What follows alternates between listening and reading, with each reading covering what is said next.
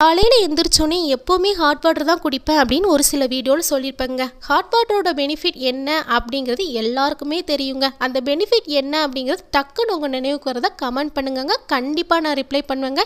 யார்ட்டையும் கேட்கக்கூடாது, எங்கேயும் சர்ச் பண்ணக்கூடாதுங்க. வாங்க இப்போ முட்டை குழம்பு ரெசிப்பியாக பார்க்கலாம். எண்ணெய் ஊற்றி கடுகு, உளுந்தம்பருப்பு, பெருஞ்சீரகம், கருவேப்பிலை நல்லா வெடிக்க விட்டுறணுங்க. சின்ன வெங்காயம், பச்சை மிளகாய், தக்காளி நல்லா மசிகிற அளவுக்கு மூடி போட்டு வேக விட்டுருங்க. மூடியை திறந்து பார்த்துட்டு மசாலா பொருட்கள் தாங்க. மஞ்சள் பொடி, மல்லிப்பொடி, மிளகாய் பொடி, கறி மசால் பொடி நல்லா போட்டு வதக்குன்னு வதக்கி தேவையான அளவு தண்ணி ஊற்றி மூடி போட்டு நல்லா கொதிக்க விடணுங்க. மசாலா வடை போயிட்டு அப்படின்னா தேங்காய் விழுது தாங்க சேர்க்கணும். தேங்காய் கூட சீரகம், வெங்காயம் நல்லா மையாக அரைச்சி அதையும் போட்டு ஒரு கொதி வந்ததுக்கப்புறம் தேங்காய் சேர்த்ததுக்கப்புறம் ரொம்ப நேரம் கொதிக்க விடக்கூடாதுங்க. நல்லா ஒரு கொதி வந்ததுக்கப்புறம் வேணுங்கிற அளவுக்கு முட்டையை உடச்சி ஊற்றி 1/4 மணி நேரம் சிம்லேயே போட்டு நல்லா வேக வச்சிங்கன்னா முட்டை குழம்பு ரெடிங்க. சாப்பாட்டோட முட்டை குழம்போட நல்லெண்ணெய் ஊற்றி சாப்பிட்டு பாருங்க.